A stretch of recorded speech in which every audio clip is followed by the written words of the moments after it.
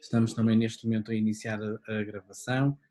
Vou partilhar o flow para a nossa conversa de hoje e vou iniciar já por apresentar o Filipe Alves, que é o nosso convidado especial para a edição da Human Power Talk sobre moedas sociais. O Filipe Alves é economista e investigador por formatação, empreendedor social por missão e amante da escalada por paixão. A curiosidade intrínseca já o levou do topo da Europa à vastidão do Alasca ou às florestas da Costa Rica, e a sua inquietude já o fez viver numa eco-aldeia no sul da Índia e experimentar a vida nómada além de um veleiro pelo Mediterrâneo.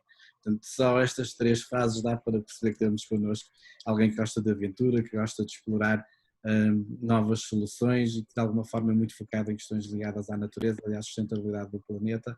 Filipe, muito obrigado por aceitar o nosso convite. Bem, a primeira era já para comentares esta resenha de vida que apresentamos sobre ti. Como é que és por isso? Olá, Carlos, fantástico. Por acaso é giro porque eu acho que nunca tinha sido apresentado com esta, digamos, com esta descrição que acaba por fazer bastante sentido hoje em dia.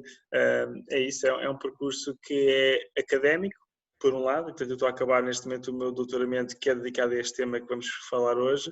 Portanto, fiz um percurso académico muito ligado também à Faculdade de Ciências de Lisboa, à Universidade Nova de Lisboa, em temas ligados ao aquecimento global, a alterações climáticas e desenvolvimento sustentável, sempre do ponto de vista de como economista. E depois também a outra dimensão, pilar de empreendedorismo social, tanto ligado a várias cooperativas, desde a Copérnico à Biovila, que é onde estou neste momento, uma das cooperativas que sou fundador e tenho estado a acompanhar desde há bastantes anos. E depois uma outra parte, que é a tal parte da natureza, da aventura, que já me levou a muitos locais fantásticos deste mundo e a conectar-me com realmente este planeta fantástico e que me levou este ano também a abraçar o desafio de ser líder de viagens de uma empresa portuguesa, que é a Nomada e do Norte, do Porto.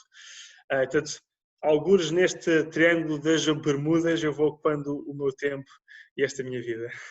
Muito bem. Falaste aqui de uma experiência no topo da Europa, estás a falar dos picos da Europa, aqui ao lado nas Astúrias, ou estás a falar dos Alpes ou outro pico na Europa? Curiosamente, este ano também vou acompanhar um grupo da Nomada aos picos da Europa, também já estive. Topo da Europa mesmo, pelo menos da Europa a oeste, é o Monte Branco, onde já tive a oportunidade de estar e realmente é daqueles locais e daqueles momentos que a pessoa nunca esquece. E estamos aqui a defender o planeta e o mundo e a querer algo melhor. Muitas vezes eu encontro a minha inspiração nessas altas montanhas e nesse caso é os Alpes, claramente os Alpes, Muito sim. bem. Falas também aqui de uma experiência no Alasca. Como é que foi esta experiência? Como é que surgiu? Olha, o Alasca foi porque eu, em 2008, fui selecionado como embaixador do Climate Change College, na altura da Ben Jerry's, em parceria com a Unilever, e fizemos uma expedição ao Alasca, em que nós, aliás, foi uma equipa da RTP, inclusive foi comigo nessa viagem, tivemos a fazer medições do degelo no Alasca, tivemos a fazer medições da libertação de metano para a atmosfera nos lagos, diferentes zonas do Alasca, e para mim foi uma experiência fantástica de ir a um território que é absolutamente único no mundo, perceber o que é que realmente está a acontecer do ponto de vista das alterações climáticas numa das zonas mais impactadas, aumentar imenso a minha consciência ambiental relativamente ao que é que o dia a dia aqui em Portugal impacta do outro lado do mundo, lá bem acima, mas realmente está tudo interconectado e, portanto, quando se menciona aí o Alasca, é isso, são essas experiências impactantes que acabam por condicionar a nossa mundivisão e um bocadinho o nosso caminho de vida. Muito bem. Falas aqui também de uma experiência numa eco-aldeia no sul da Índia. Foi aí que inspiraste para criar a tua própria eco-aldeia ou foste fazer benchmarking? Como é que foi essa experiência? Assim, nós acabei por estar a viver em Auroville, já por 2 vezes, em 2008 e em 2016. Auroville eu vejo como uma experiência social de grande dimensão naquilo que a imaginação e a criatividade humana pode realmente criar. É a maior ecoaldeia do mundo, tem cerca de 7.000 pessoas neste momento a lá viver, todas as nacionalidades possíveis e imaginárias, todos os tipos de sistemas económicos que tu possas imaginar, desde a economia da dádiva, a economia da troca, a economia monetária, tu tens um bocadinho de tudo lá. E eu eu sempre que lá vou a Auroville sinto-me inspirado, quer pela dimensão espiritual, ambiental, social, mas acima de tudo enquanto economista pela dimensão económica que lá existe. Existe propriedade privada, existe propriedade pública, cooperativa, coletiva, não propriedade. Aquilo realmente é assim Eu que tinha acabado de sair do curso de Economia, quando estive em Auroville, aquilo para mim foi um abrir de olhos àquilo que são sei lá, as possibilidades que realmente o ser humano pode encontrar para se gerir e para gerir os recursos que tem. Portanto, foi basicamente isso. Muito bem. Quando chegarmos depois à talk sobre economia verde e economias regenerativas, se calhar vamos voltar a falar contigo. Fica já aqui uma boa oportunidade para um outro tema de conversa. No entanto, Boa. hoje a nossa conversa será sobre as questões, a tendência das moedas sociais. E para quem nos está agora a acompanhar a partir do Facebook, ou só agora se juntaram a nós, bem, o Human Power Hub iniciou uma nova season, uma nova temporada de Human Power Talk. A primeira temporada foi muito focada nas questões relacionadas com o Covid. Fizemos um paralelismo com uma obra literária do Gabriel Garcia Marques, O Amor em Tempos de Cólera, e depois fizemos aqui algumas contraposições com algumas das narrativas dessa obra literária e desafios que vivemos neste momento. Esta segunda temporada foca nas tendências de inovação social, portanto algo que o nosso Human Power Hub está muito, de alguma forma, focado. E, portanto, na semana passada estivemos à conversa com o Marco Barbosa sobre rendimento universal incondicional, básico, e esta semana vamos falar sobre moedas sociais. Na próxima semana vamos estar com o Francisco Quintas a falar de economia laranja. Portanto, esta nova temporada é um bocadinho de tirar o véu e descobrir um bocadinho mais sobre estas tendências de inovação social. Hoje convidamos o Filipe, ele, como acabou de falar há um bocadinho, está a fazer um doutoramento sobre esta temática e, portanto, pareceu-nos a pessoa ideal para partilhar connosco algumas desta discussão e desta reflexão que hoje vamos fazer, que os convidamos a fazer. Primeiro, quando falamos em moedas sociais, entender um bocadinho os princípios chaves ou os princípios inerentes. Portanto, tenho aqui uma série de algumas questões que te queria colocar, Filipe, para podermos falar sobre isto. Aqui a primeira questão é que estas moedas sociais surgem muitas vezes como complementares ou como alternativas, mas há aqui uma diferença entre uma e outra. O que é isto de ser uma moeda complementar ou ser uma moeda alternativa? Sim, realmente hoje em dia, eu diria que após 2008, aquilo que foi a grande crise financeira, houve assim um boom muito grande de inovação do ponto de vista monetário. Não significa que não houvesse já, para trás, muitas coisas bastante interessantes, mas realmente houve aqui um boom muito grande da procura de soluções. E começou a surgir um bocadinho tudo. E realmente as pessoas depois misturam muitos conceitos, moedas comunitárias, moedas sociais, moedas complementares, alternativas e por aí fora. Eu acho que há aqui esta distinção, por acaso é uma distinção importante, e eu diria que a principal diferença entre uma moeda complementar e uma moeda alternativa tem a ver com a relação que tem com a moeda de custo legal ou a moeda oficial dos Estados, neste caso, em Portugal, o euro. Ou seja, uma moeda alternativa é uma moeda que funciona num circuito alternativo ao circuito de custo legal, com o qual não tem qualquer tipo de relação, quer de paridade, quer de convertibilidade, e portanto é basicamente estanque face àquilo que é a economia monetária de custo legal. Uma moeda complementar é uma moeda que, como a palavra indica, complementa a moeda de custo legal, ou seja, chega onde essa moeda não chega, ou dá valor àquilo que essa moeda não dá, ou permite, de outras formas, complementar essa moeda, mas mantém uma relação de paridade ou de convertibilidade com essa moeda de custo legal. Então, basicamente é uma distinção, sendo que é muitas vezes uma opção de quem está realmente a criar um projeto de moeda nova, é uma opção de desenho dessa moeda, consoante as funções que a pessoa quer que essa moeda cumpra, se faz sentido ser uma moeda complementar ou se faz sentido ser uma moeda alternativa e a funcionar num sistema completamente independente. Muito bem. Vamos aqui avançar também com outros princípios, moeda física versus moeda digital versus criptomoeda. Uhum. Estamos aqui a falar de 3 modelos de moeda social. Queres aprofundar? Isto aqui basicamente, ou seja, obrigado por essa divisão, isto aqui é porque hoje em dia nós realmente vemos de tudo um pouco, ou seja, há moedas que são notas e moedazinhas, mas simplesmente têm uma outra referência, têm um outro valor, ou são emitidas por uma pequena comunidade, mas são moedas do ponto de vista físico. Há moedas que são digitais, mas que não são criptomoedas ou cryptocurrencies, que hoje em dia estão muito em voga, como a questão do Bitcoin, ou do Ethereum, ou do Dash. Essas moedas, o que diferencia a moeda eletrónica digital das criptomoedas é a tecnologia de segurança, os protocolos de segurança que estão por trás. Neste caso, as criptomoedas usam o blockchain. O blockchain, que é uma tecnologia com potencial brutal, porque permite, aliás, tu podes aplicar hoje em dia o blockchain a quase tudo. O blockchain pode ser aplicado quer à advocacia para assinatura de contratos, quer a redes de distribuição alimentar, o que é que seja.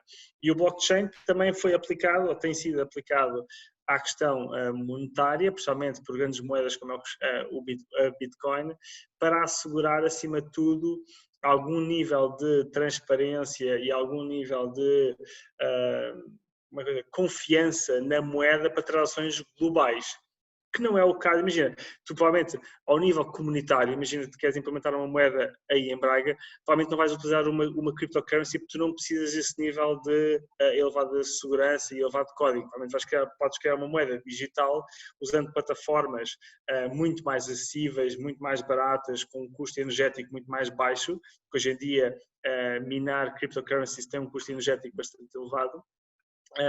Mas sim, ou seja, quando tu estás a criar uma moeda, tu podes dizer, olha, eu quero que a minha moeda funcione, pronto, como as pessoas gostam, com um chequezinho, ou com uma notazinha, ou com moedas, ou com o que é que seja que lhe dê alguma fisicalidade, ou pode ser uma moeda puramente digital, pode ser uma moeda híbrida, parte física, parte digital, ou pode ser uma criptomoeda. Na realidade, se nós formos a ver, o euro é uma moeda híbrida, tem uma parte que é física, não é? Que é notas, moedas que nós todos utilizamos, e tem uma grande parte que é eletrónica, digital, que são os zeros e uns, não é? Aliás, eu acho que a maior parte das pessoas não faz a mínima ideia da proporção da parte física pela parte digital ou eletrónica. Tu tens noção do montante de moeda em circulação do euro, sabes quanto é que está em notas e moedas e sabes quanto é que está aí apenas digital? Faz alguma noção? Não, por acaso não. É qualquer coisa como 97%, mais ou menos, é digital. Ou seja, todo o dinheiro que está em circulação, aquilo que nós interagimos no dia a dia, que são as moedas e as notas, apenas representam 3% da massa monetária em circulação. Eu estou aqui a ter indicação de que a nossa transmissão no Facebook acabou por cair. Eu estou só aqui a voltar a tentar reativar a transmissão. De qualquer forma, como estamos a gravar, portanto, vamos continuar para ter o processo todo concluído também a nível da conversa. Bem, mais algum aspecto que tu achas que consideres importante referir enquanto eu estou aqui a resolver problemas técnicos sobre estas 3 características que já falamos? Não, é isso, imagina. Eu diria que a opção de ter uma moeda que tem, digamos, um suporte físico ou uma moeda digital é uma, digamos, depende de comunidade para comunidade, de projeto para projeto.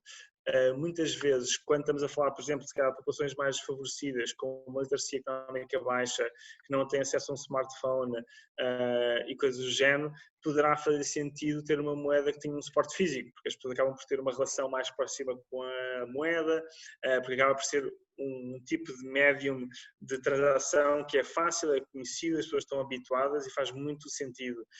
Se por outro lado, por exemplo, tens uma comunidade com uma literacia digital e uma literacia económica bastante elevada, onde tu queres baixar os custos de transação e os custos próprios de gestão da moeda, então aí faz todo o sentido teres uma moeda digital, até porque estar a imprimir uma moeda de suporte físico tem um custo, não é? Portanto, há um custo, há um face value de estar a colocar a moeda em circulação quando se trata de notas e de moedas.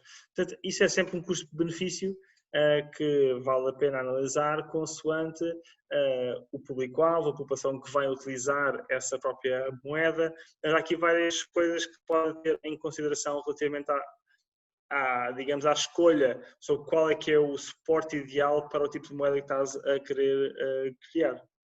Muito bem, penso que já estamos novamente em direto no Facebook, portanto podemos voltar aqui à nossa discussão. Outra questão tem a ver com a paridade. Queres aprofundar o que significa paridade numa moeda social? A paridade, basicamente, é o termo que nós utilizamos para dizer o que qual é que é a referência de valor para a moeda que está a ser criada. E a paridade pode ser uma coisa tão simples quanto, imagina que estás a criar uma moeda aí que vai se chamar o bracarense, não é? Imagina, podes dizer, um bracarense é igual a 1 euro, estás a estabelecer uma paridade, ou seja, uma referência de valor com a moeda de custo legal. Mas imagina que tu queres fazer uma coisa diferente e queres dizer, não, a minha moeda de valor tem a ver, a referência vai ser o tempo, não é? Tu podes dizer, olha, um bracarense é igual a 1 hora do meu trabalho. Ou então um bracarense é igual a 10 kW de energia. A paridade, basicamente, o que te dá é qual é que é a tua referência de valor e permite-te anexar à tua moeda esse valor que ela possa ter. Portanto, é isto. Eu diria que para a larga maioria das moedas, elas, especialmente complementares, elas estabelecem uma paridade com o euro. Muitas das moedas do movimento em transição têm a paridade 1 para 1 com o euro. Normalmente, as moedas alternativas não têm paridade com o euro porque realmente elas criam um sistema de valor alternativo. Eu, por exemplo, quando criei aqui uma moeda na Biovila, e nós durante uns tempos usamos aqui uma moeda complementar, a referência de valor era a energia embutida ou despendida nos bens e serviços. Na realidade era uma moeda que não tinha nada a ver com o euro, era uma moeda que tinha uma referência de valor completamente distinta e como tal o preço dos bens ou dos serviços era completamente distinto porque era a reflexão da energia embutida nesses bens e serviços. O que significa que, como a referência de valor é completamente distinta, os preços das coisas, seja um tomate, seja uma cadeira, é completamente distinto das referências de valores que normalmente nós temos. Então, a paridade, mais uma vez, é uma escolha de design que qualquer pessoa pode fazer consoante, lá está, a literacia económica, o objetivo da moeda e mais uma série de coisas. Muito bem. Percebeste? Aqui mais uma questão relativamente a esta questão, que é a questão da convertibilidade, e depois há aqui também algumas opções que podem ser feitas a nível de bónus versus malos, que é aprofundar. Pois, eu espero que depois não seja demasiado técnico, digamos assim, para as pessoas que nos estão a ver. A convertibilidade basicamente é a opção de tu poderes converter, imagina, euros nessa moeda bracarense que tu estás a criar e depois poderes ou não converter bracarenses de volta para euros. Normalmente, quando existe paridade, existe convertibilidade, aquilo que tu queres, ou aquilo que as comunidades querem, é que tu fiques, ou seja, não há fuga de capital da tua moeda. Tu queres que as pessoas comprem moeda e façam circular a sua moeda e não saiam dessa moeda. E por isso é que está aqui a fala nos bónus e nos malos. Os bónus basicamente é um incentivo. É tu dizeres, olha, os teus 100 euros, se forem convertidos em bracarenses, passam a 110. Estás a dar um bónus de 10%. Então estás a gerar, digamos, maior poder de compra caso a pessoa passe os seus euros para bracarenses. O malos é um desincentivo às pessoas saírem dos bracarenses, saírem desse sistema económico e dizer, olha, os teus 100 bracarenses vão virar 90 euros. As pessoas sabem que estão a perder dinheiro nessa convertibilidade e basicamente isto são mecanismos de incentivo ou desincentivo a tu teres pessoas a entrar no teu sistema e a não sair do teu sistema. A tua convertibilidade também pode ser não total, ou seja, pode ser não 24 horas por cento, pode ser uma convertibilidade, por exemplo, parcial, que significa que pode só acontecer, imagina, uma vez por mês, até um montante X, é possível converter bacarenses de volta para euros, para dar oportunidade de gestão de liquidez a quem está só apenas a gerirem bacarenses. Portanto, aqui as questões de convertibilidade basicamente é isto, de que forma é que tu podes entrar no sistema alternativo ou complementar e de que forma é que tu podes sair desse sistema alternativo ou complementar. Basicamente é isso. Bem. Temos mais um princípio que tem a ver com o princípio da reciprocidade e do mutualismo. E a questão também tem a ver aqui com possibilidades de, em alguns modelos, nomeadamente sul-americanos, haver aqui uma possibilidade de haver também um banco e que pode de alguma forma funcionar aqui como uma possibilidade mutualista. Queres aprofundar? Sim, eu diria que o mutualismo é um dos princípios que está subjacente a vários tipos de moedas complementares e alternativas. O caso sul-americano mais conhecido, digamos assim, é o Banco Palmas. É um caso icónico, bastante estudado, bastante conhecido e que tem, obviamente, um princípio mutualista bastante grande. Tu também tens o VIR na Suíça, que é uma das moedas mais antigas, mais estudadas e que também parte do pressuposto do mutualismo entre diferentes empresas que se podem conceder crédito e podem fazer transações em vírus quando há uma depressão económica. Portanto, há aqui uma lógica de resiliência económica e social em que a moeda acaba por ser um instrumento que em tempos de crise ou em tempos de dificuldade pode intervir e manter a procura ou manter a circulação monetária quando tens, por exemplo, imagina, tens uma depressão a acontecer na zona euro, em que tens uma retração monetária e tens uma moeda complementar que pode intervir nesse momento e de alguma forma servir como um buffer a essa depressão ou essa quebra de procura ou essa quebra de produção ou o que é que seja. Depois, a nível da reciprocidade, aquilo que pelo menos eu tenho visto bastante, e mesmo aqui na Bioville e outros projetos nós temos utilizado, é muitas vezes as moedas alternativas e complementares são utilizadas como uma forma de valorizar e remunerar muitas vezes trabalho voluntário ou trabalho invisível, que acontece nas nossas organizações, que acontece um pouco por todo lado, e criares uma moeda própria tua, em que tu podes remunerar e valorizar esse trabalho, de alguma forma acaba por fechar o ciclo e acaba por trazer o trabalho voluntário, ou do que seja, acaba por não ser tão unilateral e acaba por ser um bocadinho mais circular. Portanto, é um dos princípios que eu acho que é interessante e poderá ser relevante para as pessoas quando estiverem a desenhar uma moeda. E tu colocaste aqui o parte do inclusiva. Eu acho que isso é bastante relevante, porque muitas vezes aquilo que tu vês nas comunidades e vês por aí fora é que realmente há muitas pessoas que têm imenso para dar, há imensos ativos que estão inutilizados e muitas vezes existe, digamos, uma falta de dinheiro, mas não existe a falta de trabalho nem coisas para fazer. Se calhar a questão é que o dinheiro, como está desenhado, não está a servir para conectar esses ativos, essas pessoas e esse potencial. Portanto, desenhar uma ferramenta que possa realmente conectar essas pessoas, trazê-las pessoas de volta para o circuito económico, acho que é bastante relevante e um dos princípios-chave, sem dúvida. Sim, é um dos princípios que nós no HPH valorizamos mais e por isso esta questão. Nós estamos a experimentar vários problemas técnicos com a transmissão em direto no Facebook, já que no momento, entretanto, eu já consegui reativar e pronto, mas de qualquer das formas estamos a gravar esta nossa conversa e depois vamos partilhá-la na íntegra no portal do Facebook, também no nosso repositório na página do YouTube e portanto vamos ter depois toda a conversa fluida no final desta experiência. Bem, há aqui uma questão importante, quem nos está a ouvir já teve aqui alguns princípios importantes relativos à criação de uma moeda social, mas quais é que são as vantagens de termos uma moeda social? Eu também fiz aqui uma pesquisa com alguns pontos que gostaria de abordar contigo e a primeira é esta questão da promoção do desenvolvimento local. Porquê é que uma moeda social é promotora de desenvolvimento local, Filipe?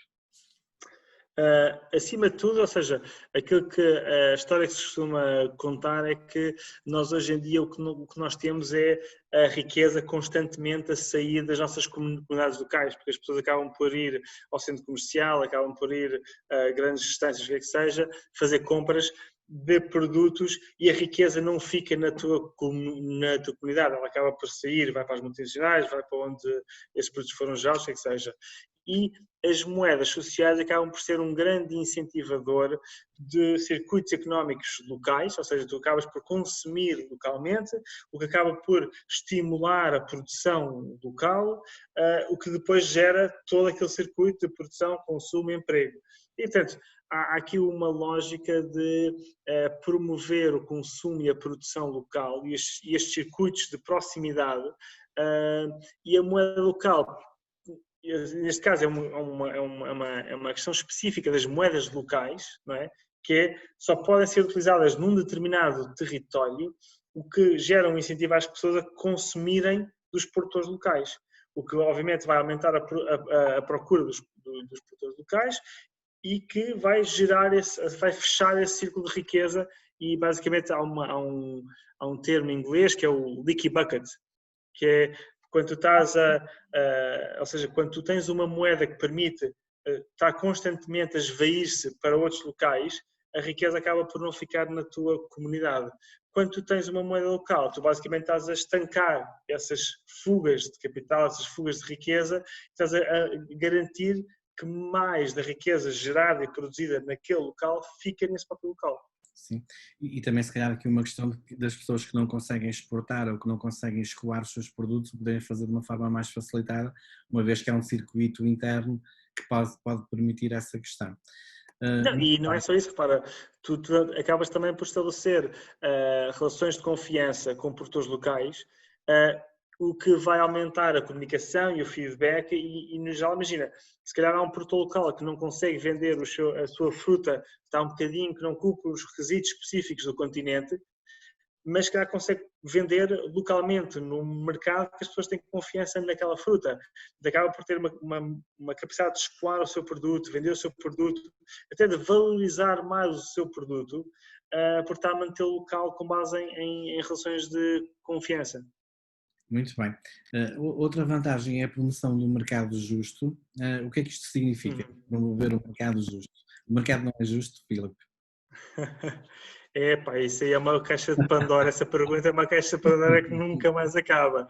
Eu, se calhar, muito rapidamente, o que eu diria é que o estabelecimento das moedas locais, que normalmente é feito em parceria com os produtores locais, com as associações de comerciantes locais e por aí fora, permite uma valorização mais justa e equitativa dos bens e dos serviços e uma sensação de justiça, justiça económica para tentar ser vendido e comprado, etc., que eu acho que não existe na nossa economia global neste momento, onde há, escondidas ou não, injustiças e desigualdades bastante grandes e tu acabas por poder controlar um bocadinho as regras do sistema e as regras do funcionamento quando tens uma moeda que é criada e é gerida por uma certa comunidade e acaba por ter uma maior gestão dessas desigualdades, dessas injustiças. Muito bem. Temos aqui também mais uma vantagem, que é uma capacidade setorial, se poder, de alguma forma, dentro daquilo que tu falavas no desenvolvimento local, trabalhares por áreas de setor económico ou para trabalhares com um diferente tipo de produtos. Queres comentar esta capacidade setorial de uma moeda? Eu acho que aquilo que está aqui subjacente à questão da capacidade setorial, pelo menos como tu a colocas, é a ideia de tu poderes criar as tuas próprias regras dentro do design de uma moeda para cumprir um conjunto de funções. E, portanto, aquilo que tu podes fazer é, em vez de teres apenas uma moeda, que é o caso do euro, que hoje em dia supostamente devia servir para todas as funções, para todos os setores, para todas as populações, para tudo e mais alguma coisa, e acaba por realmente não conseguir ser uma moeda com um design apropriado a tudo, tu quando estás a fazer uma moeda complementar, tu podes desenhá-la para ser o mais eficiente e o mais eficaz a cumprir uma determinada função. Vamos pensar que tu queres realmente incentivar a reciclagem, por exemplo, numa determinada comunidade. Tu podes desenhar uma moeda complementar que serve como uma forma de recompensar ou remunerar a reciclagem dentro de uma determinada comunidade e, como tal, estás realmente a promover esse tipo de comportamento e esse setor económico de uma forma muito concreta e muito focada. E, portanto, eu acho que aquilo que eu entendo como isso, capacidade setorial, é essa capacidade de tu poderes desenhar uma moeda com um foco muito específico e que vai cumprir essa função. Muito bem. Temos, entretanto, mais algumas pessoas a entrar no nosso chat da sala Zoom que queremos ter esta conversa. Bem, outra questão aqui, eu coloquei potenciadora de criação de emprego e não criação de emprego direto e indireto, porque aqui também há bastante discussão sobre realmente uma moeda social tem esta função de criar emprego ou se é uma externalidade positiva que pode vir daí. O que te parece esta questão? É assim, da investigação que eu fiz e que existe disponível, dos 25 mil exemplos, projetos, casos, iniciativas de moedas pelo mundo, a criação de emprego não tem sido os impactos mais diretos. Há vários impactos, nós vamos falar aqui deles. Aquilo que realmente acontece é estas moedas poderem indiretamente realmente gerar riqueza, gerar valor ou trazer ao de cima ou valorizar ativos existentes e depois com base nisso realmente gerar emprego.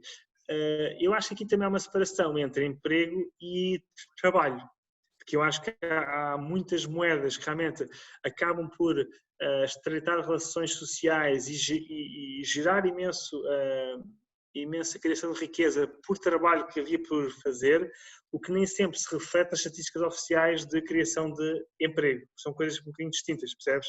Então, às vezes é mais fácil, é difícil medir, a dizer, olha, esta moeda acabou por não criar postos de trabalho oficiais não tantos, certo, mas repara na quantidade de coisas que fizeram, repara em tudo o que aconteceu. Foi realizado o trabalho, nem sempre foi criado emprego. Percebe? Há aqui uma distinção que se calhar pode ser relevante. Muito bem. Há aqui outra vantagem, que é a capacidade de solucionar problemas, e esta tem a ver com aquela questão da capacidade setorial que falávamos há um bocadinho, que é o facto de nós podermos encontrar um problema concreto e desenhar uma moeda social para resolver esse problema em específico, e depois com externalidades positivas em toda a comunidade, em todo aquele âmbito da ação da sociedade. Achas que isto é possível? Completamente. Aliás, não apenas sim, mas eu acredito que cada vez mais há pessoas a olharem dessa perspectiva. Ou seja, verem que a introdução de um instrumento económico como uma moeda, na realidade, pode ter potenciais brutais em gerar, em solucionar realmente problemas sociais. E eu diria problemas sociais no seu sentido mais abrangente possível, ou seja, desde questões ambientais, a questões económicas, a questões políticas, há moedas de cidadania, que o objetivo da moeda é só recompensar e remunerar atos de cidadania, e portanto, na realidade, isso é isso. Há uma gama muito grande, um espectro de problemas sociais, societais, que podem ser resolvidos, ou podem. Um dos instrumentos de resolução poderá ser uma moeda complementar, sem dúvida. Sim, e eu acho que esta é uma das características da moeda social que claramente a coloca no âmbito da inovação social. Portanto, se estamos a resolver um problema social, se estamos de uma forma criativa, comunitária, co-criada, co-gerida, a resolver um problema social, logo eu penso que muitas das condições dos indicadores para podermos considerar inovação social estão aqui. Completamente. E, portanto, é uma das razões pelas quais eu considero que a moeda social é também, sem dúvida, uma das tendências de inovação social modernas e atuais. Bem, temos aqui mais uma questão de uma vantagem que tem a ver com a criação de capital social e o aumento de indicadores de resiliência da comunidade. Achas que isto é possível, uma moeda social? Eu diria que este é provavelmente o principal impacto que tem sido visto e registado e na literatura científica é o que está mais consolidado, é realmente esta questão de estreitar os laços sociais, os laços de cooperação, as redes de partilha dentro de uma comunidade, acabando por gerar uma maior resiliência social, portanto, e aumentando este capital social. Portanto, eu diria que esta capacidade de uma moeda de ligar comunidades, ligar ativos, ligar pessoas, conectar recursos, é provavelmente dos impactos mais importantes que existe a nível global das moedas. Eu acho que esse aí vem em sexto ou sétimo lugar, mas eu diria que é provavelmente aquele que está mais documentado e é o mais importante.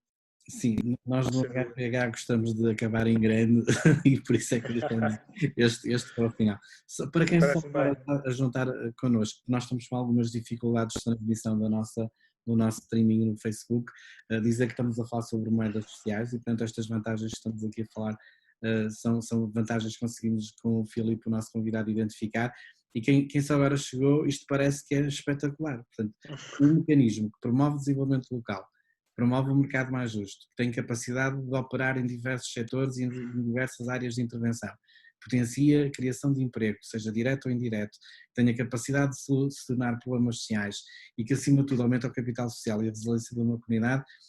Porquê é que não há mais moedas sociais em Portugal? Porquê é que não há mais moedas? Uau, essa é uma questão fantástica.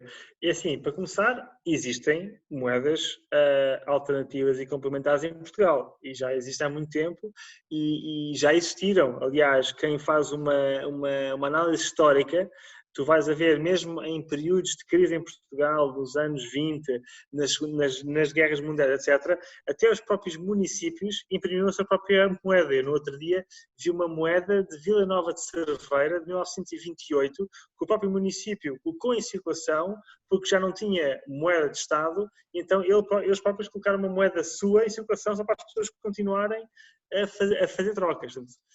E, aliás, há um investigador, que é o Armando Garcia, que fez um inventariado de moedas em Portugal, e, nessa altura, havia mais de 40 iniciativas em funcionamento naquilo que se pensava que era não existia nada em Portugal.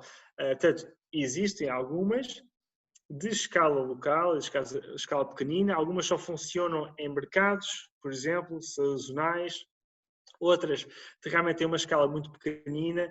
Eu acho que a questão é porque é que nós não temos no paradigma vigente económico a noção de pluralidade monetária mais entranhada. Porque é que nós só pensamos no euro, não pensamos em mais nada.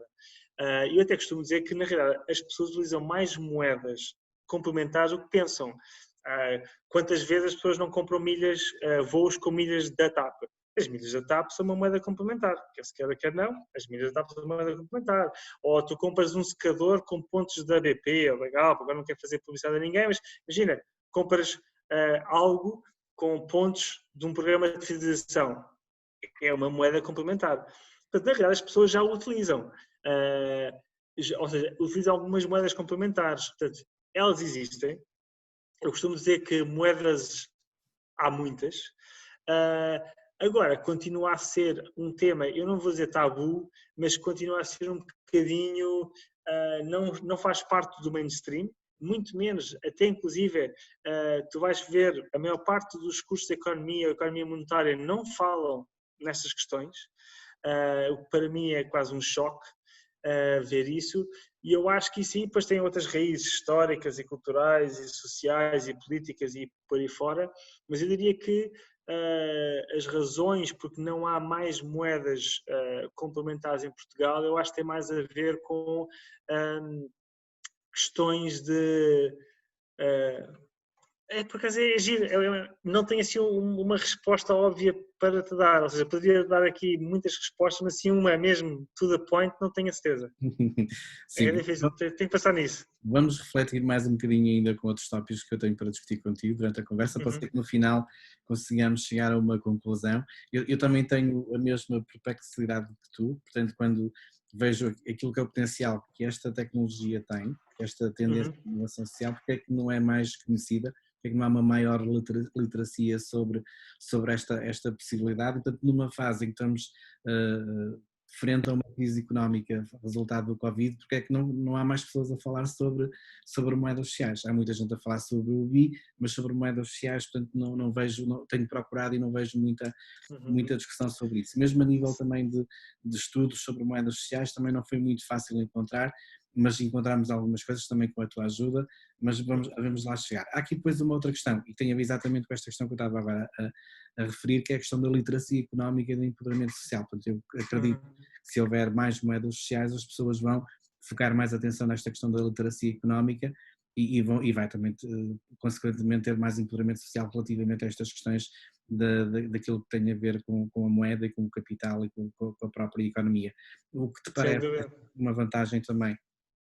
Sim, sim, aliás, juntamente com a de cima, do capital social, esta questão de aumentar a literacia económica, as pessoas começam a perceber, ok, já percebi, ou seja, eu posso criar uma moeda, a moeda funciona assim, eu posso dar-lhe valor desta forma, realmente é muito empoderador, eu diria. E imagina, por exemplo, eu acho que ocasionalmente realmente há interesse nesta questão. Eu lembro-me quando foram as últimas eleições autárquicas, eu tinha pessoas do norte, do sul, dos Açores à Madeira, quer presidentes de Câmara, quer pessoas que queriam colocar no seu programa eleitoral a questão das moedas. Porquê? Porque para uma Câmara ou para um município é brutal ter uma ferramenta económica que lhe permite intervir socialmente e fazer uma série de coisas que se calhar não tem orçamento para, mas pode criar uma moeda que, colocada em circulação e com a confiança do município, pode intervir socialmente no espaço sem ter que endividar-se ou sem ter que aumentar o orçamento camarário. Portanto, na realidade havia um interesse brutal e eu tive a acompanhar vários processos do Fundão, a Lolé, várias câmaras que, na realidade, colocaram no seu programa eleitoral esta questão. Depois, quando chegou a altura de começar realmente a fazer as coisas, é que as coisas não avançaram.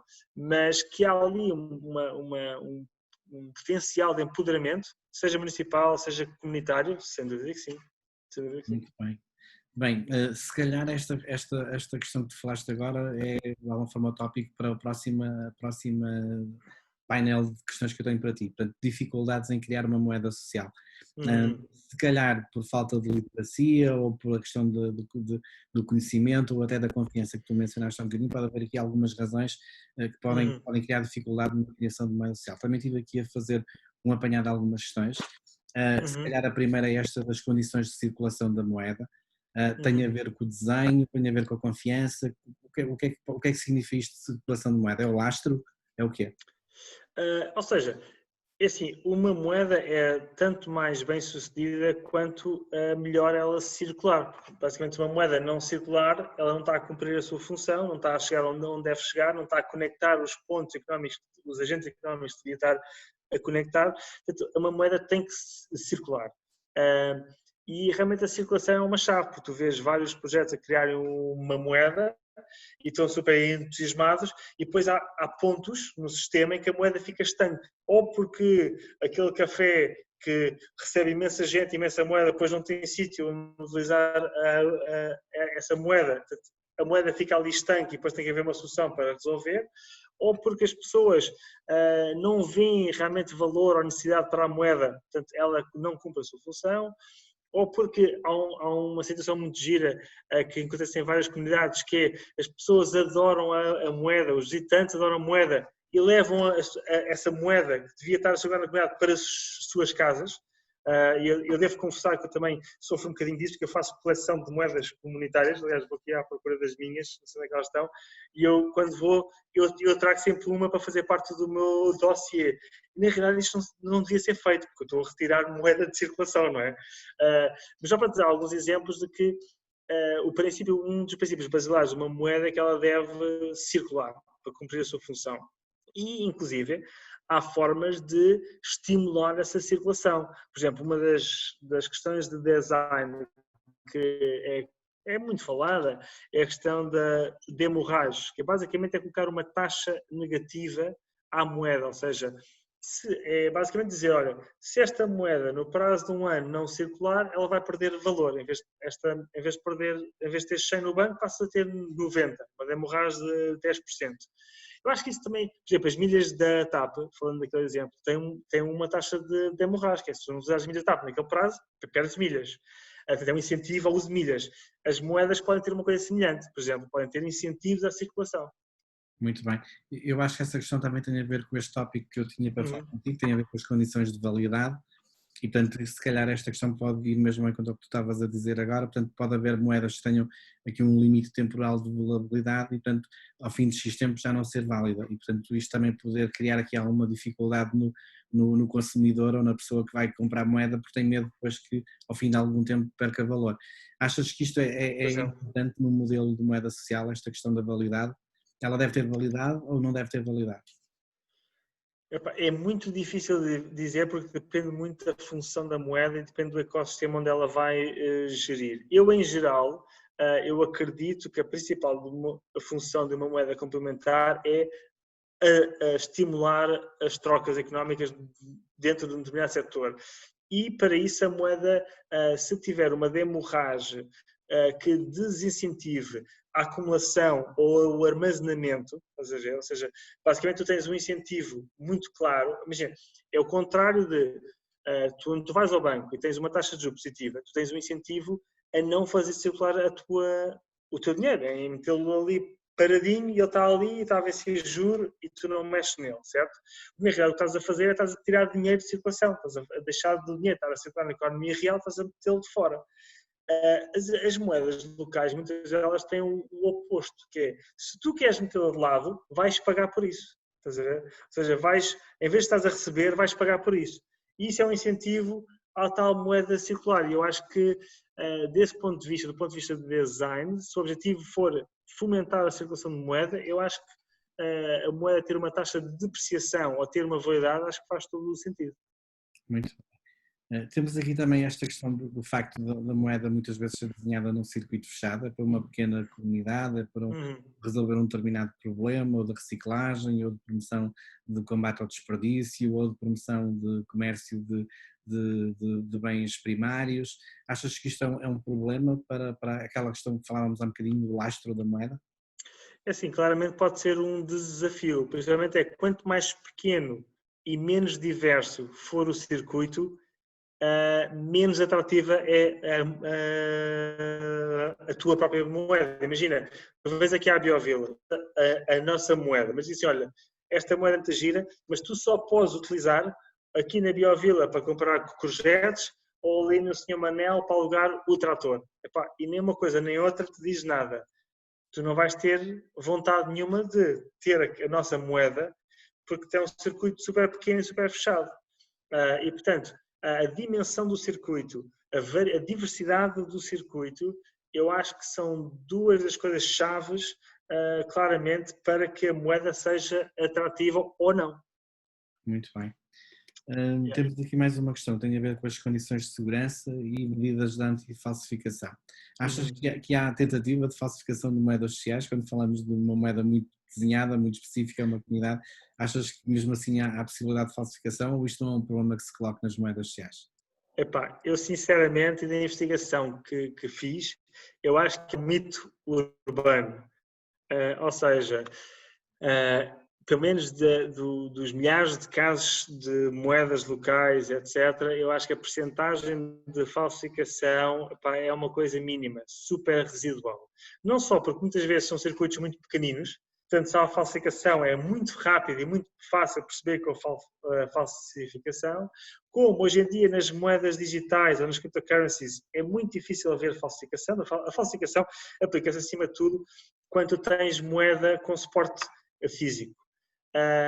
E mesmo assim é muito fácil destacar dentro de imagina, uma pequena comunidade está a usar uma moeda própria. Se houver uma falsificação é muito rápido de perceber porque é um circuito tão pequenino e é tão fácil perceber se alguém está ali a fotocopiar ou não.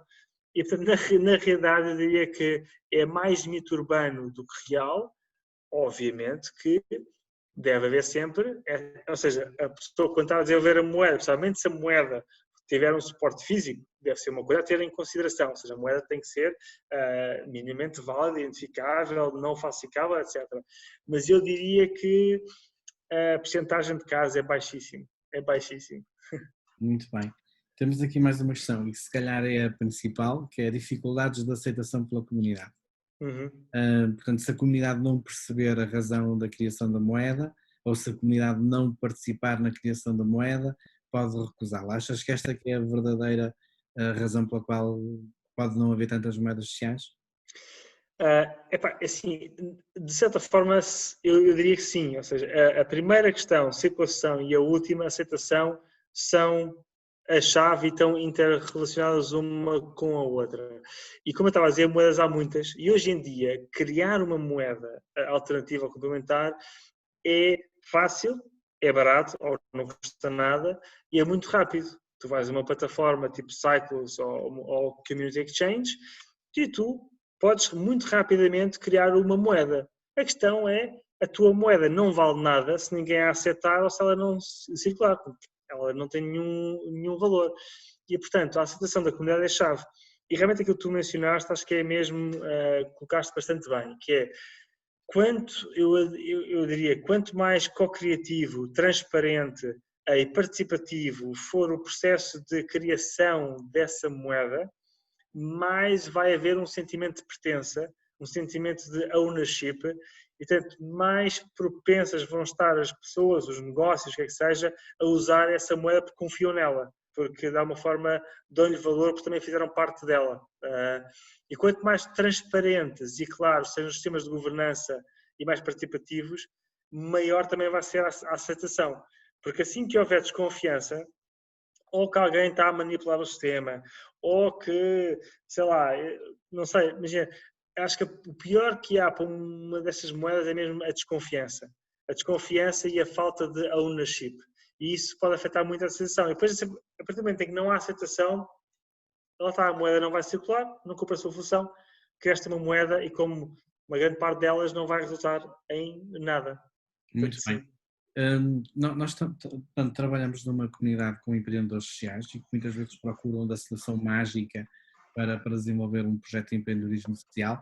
Achas que poderia haver uma startup só focada em moedas sociais que divulgasse a moeda social e que desenhasse à medida moedas sociais para municípios, para freguesias, para comunidades? Achas que há potencialidade de desenvolvimento de empreendedorismo social nesta área da moeda social? Olha, eu diria que há, sem dúvida, e se alguém criar, por favor, convidem-me que eu faço parte já, algo como, por exemplo, existe em Espanha, que é o Instituto da Moeda Social, que é um think tank, cujo objetivo é desenvolver conhecimento, estudar estas coisas, divulgá-las, participar, ou seja, colocar artigos de opinião nos mídia e de alguma forma gerar tração para este tema.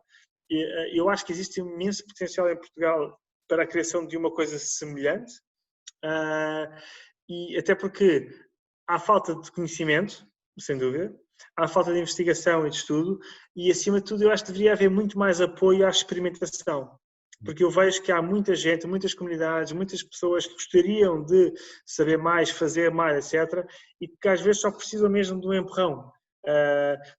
Eu, por exemplo, uma das coisas que eu queria ter feito no meu doutoramento, ainda não fiz, mas ainda espero vir a fazer, é quase um manual para a revolução monetária em Portugal, em que muitos dos temas que aqui falámos poderão estar num pequeno manual, um PDF que possa ser circulado e qualquer pessoa queira começar um projeto desses possa ler.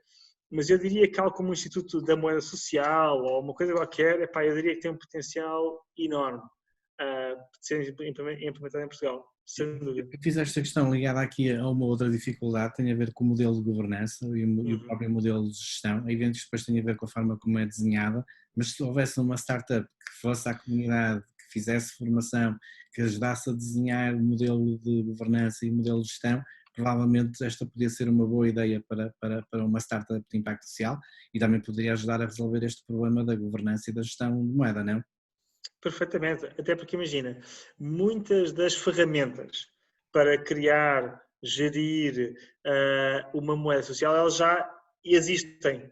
Muitas vezes é só perceber como é que elas podem ser incorporadas, como é que elas podem ser modeladas para se adaptarem à tua própria comunidade.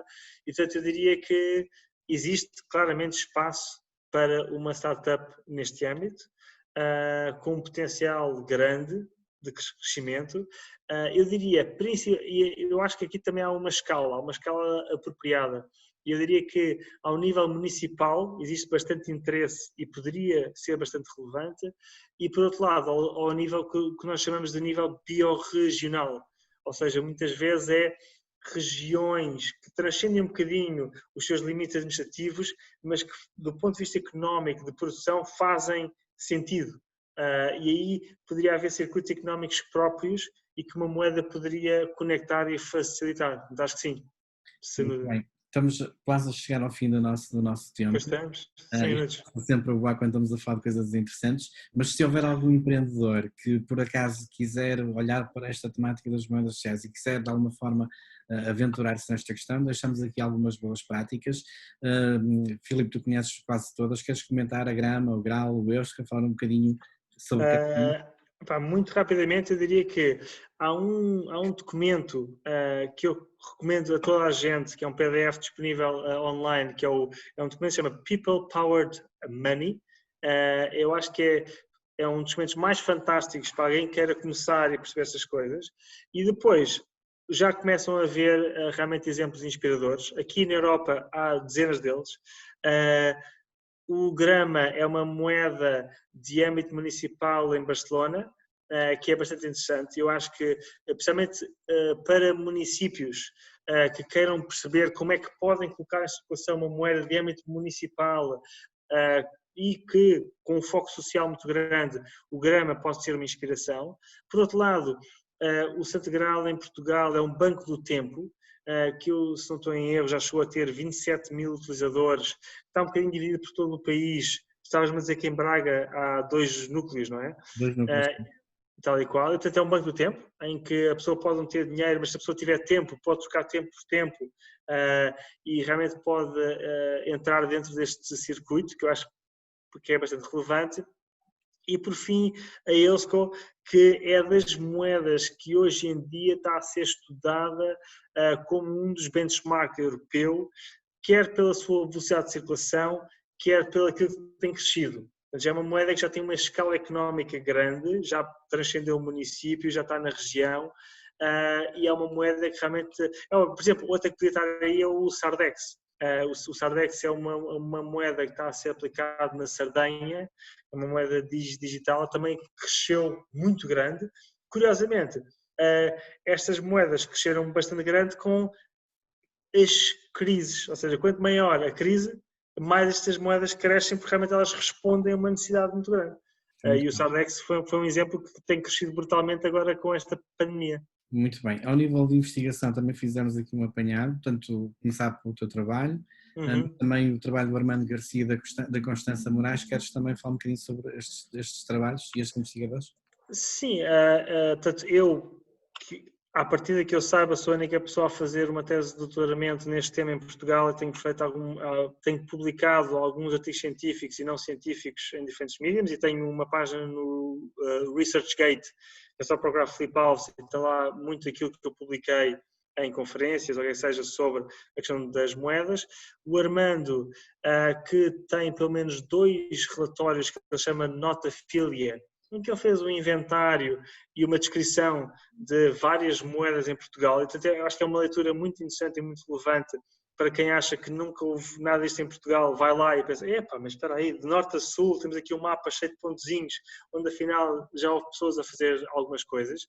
A Constança está aí colocada porque ela acabou por desenvolver a sua tese de mestrado na Coin, em Amsterdão, e muito dedicada a... Eu acho que isto é bastante relevante para os empreendedores sociais, que é, por um lado, como utilizar moedas para medir impacto social e como é que também pode-se medir o impacto social das moedas utilizando uma metodologia do Theory of Change e o Social Impact Assessment, que a Constância acaba por ter na sua tese algumas coisas relevantes para empreendedores sociais.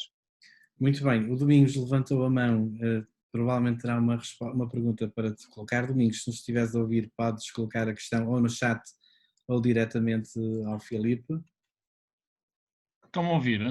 Perfeitamente. Perfeitamente. Meus caros, eu caí aqui, não sei muito bem onde é que estou. O tema é um tema que me interessa e depois há ali uma palavra que eu gosto muito, que é Braga, e eu queria só tentar ajudar o Filipe com o seguinte, Filipe. Eu sou um investigador, já com umas idades, da Universidade da Madeira, estamos a falar de Funchal, mas fui político e queria tentar responder e ajudá-lo naquela questão que você há um bocado não conseguia responder, porque é que, sendo um processo tão apelativo, não tem na prática tantas experiências. Por uma razão que me parece simples, Filipe. A implementação de processos, e eu fui político, ou seja, acabei de fazer um mandato e é esta a minha experiência. A implementação de processos participativos em Portugal tem sempre um ruído atrás que os portugueses não participam, não é verdade. Desde que os instrumentos sejam bem feitos e sejam aquilo que Foucault e muito bem, transparentes, que não só sejam transparentes, mas que pareçam transparentes, porque isso é uma parte absolutamente crucial. No entanto, tenho que lhe dizer que, do ponto de vista político, é sempre muito arriscado a implementação destes processos participativos e, neste caso aqui, de moedas sociais. Como deve calcular, os ciclos políticos são muito pequenos, comparados com o tempo necessário, porque estas coisas não podem ser de hoje para amanhã, não é? Estará de acordo comigo. E, portanto, os nossos ciclos políticos são muito pequenos. Quer isto dizer que, se você tiver a sorte de encontrar a Câmara ou a autarquia ou a junta de freguesia ideal, com o vereador ou o presidente com a força política necessária, compreenderá que é preciso força política para implementar estas coisas, porque se for uma Câmara em desequilíbrio é muito difícil e esta ferramenta terá que estar implementada nos primeiros 2 anos e meio, 3, porque depois são as eleições e ninguém quer chatices. Portanto, do ponto de vista político, é quase melhor aquela questão portuguesa, é melhor não. Isto é muito bonito, a gente põe, mas depois é preciso... Ora bem, eu não estou a desencorajá-lo, eu próprio implementei processos que as pessoas diziam que eu era louco e que não sei o quê, e hoje funcionam. Portanto, não estou a dizer isso. Estou-lhe a dizer é que muitas vezes é preciso encontrar o parceiro, a Câmara, o vereador ou o presidente, que vistam a camisola, que vão até ao fim, e o que vai acontecer é seguir, você já sabe, se funcionar bem numa, toda a gente quer. Claro. Portanto, este step, esta chegada, é preciso explicar ao político, muitas vezes, que pode ter background ou não, que é preciso seguir uma metodologia, que não se pode queimar etapas, que isto tem o seu tempo, que isto não dá resultados para este fim de semana. Quando der resultados, você vai aparecer no telejornal, seguramente porque é inovador, mas tem que ter força política, tem que ter querer e tem que haver da vossa parte o tentar dar a entender essa parte política que está presente todos os dias. Só para clarificar, e o Carlos pode-me cortar a qualquer momento, quando se é responsável político, há uma coisa que se chama oposição, que nem sempre é uma oposição transparente e credível, aquilo que nós gostamos muito de fazer, porque todos somos assim, é o bota abaixo. E nestas questões de dinheiro, que já por si tem sempre uma questão, eu diria um certo tabu. Eu promovi discussões sobre moeda social, as pessoas ficavam logo todas eriçadas, mas isso é dinheiro, mas como é que é depois? Eu disse, não, isto está. Você falou, há um exemplo que eu normalmente falo, porque normalmente estas coisas falam sempre no Brasil. Agora, há um que falo também, não sei se vocês falaram, só entrei a metade, infelizmente, que é o Bristol Pound.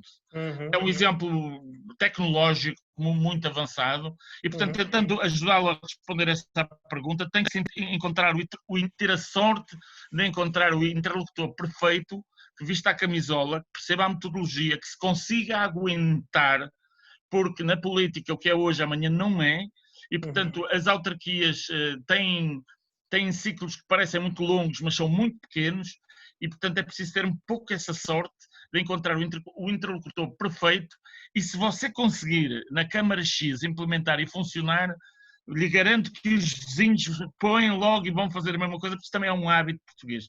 Era só este o meu aporte, espero não ter sido muito extensivo.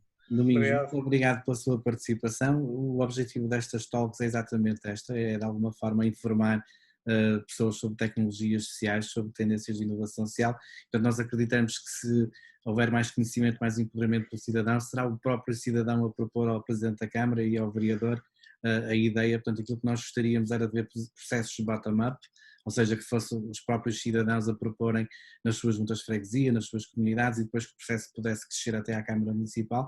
Mas muito obrigado pela sua sensibilidade e pela sua experiência, concordo consigo também, penso que haverá essa questão claramente em muitos dos processos. Muito bem, chegamos ao fim. Filipe, muito obrigado por esta hora extremamente interessante de conversa.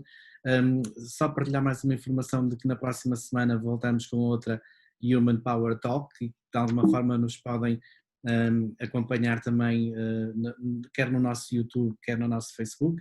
Portanto, esta conversa estará disponível na íntegra nesta página do Facebook, mas também na nossa página do YouTube, no repositório. Portanto, basicamente todas as produções de conversas e talks inspiradoras estão lá. Podem também seguir no Instagram, no LinkedIn. Na próxima semana voltamos com outra Human Power Talk, desta vez para falar sobre economia laranja. Provavelmente há muita gente que não sabe o que é, não tenho Estou curioso para saber político ou outro. Exato. Eu posso dizer que está ligado às indústrias criativas, mas com uma grande dimensão de impacto social. Portanto, se tiveres curiosidade, na próxima semana estamos com Francisco Quintas e estás convidado para participar connosco também. Aos que nos acompanharam no Zoom e aos que nos estão a acompanhar no Facebook, boa tarde, obrigado por terem estado connosco nesta hora a falar sobre inovação social e a descobrir mais uma tendência de inovação social, e fica aqui o repto para empreendedores que nos estejam a escutar, porque não criar uma startup que trabalha e promove empreendedorismo social, impacto social com uma moeda social. Vamos a isso. Mais uma vez, muito obrigado. Alguma palavra final? Não, olha, muito obrigado, e realmente é isso, se houver pessoas com vontade e com paixão, por favor, vamos a isso. Eu estou sempre disponível e sempre motivado a acompanhar os processos. E só para dar aqui uma nota daquilo que o Domingos aqui trouxe, é verdade, muitas vezes há resistência, e por isso é que eu tenho convidado vários grupos a não esperarem pelas câmaras ou pelos políticos para implementarem as suas moedas, a avançarem como cidadãos, avançarem com as associações de comerciantes, avançarem nos circuitos locais, e depois vão ser as próprias câmaras, as próprias freguesias a quererem fazer parte do circuito. E, portanto, acho que há aqui um papel também de ir para a frente, não esperar por aqueles que não estão interessados ou que não querem. O importante é ir experimentando, fazendo, avançando, e é assim que as coisas vão para a frente. É só isso. Olha, e obrigado pelo convite. Sim, vamos estando em contacto e vamos ter também mais para a frente conversas sobre economia regenerativa, sobre economia verde, economia azul. Tenho certeza também que a experiência na BioVila traz também a acrescentar, portanto, de certeza que teremos outras oportunidades para nos encontrarmos e falarmos sobre estas tendências de inovação social. Bem, muito obrigado, Filipe, a todos que nos acompanham no Facebook e no Zoom. Boa continuação de um bom dia e até à próxima semana. Muito obrigado, até a próxima. Muito bem, vou interromper também.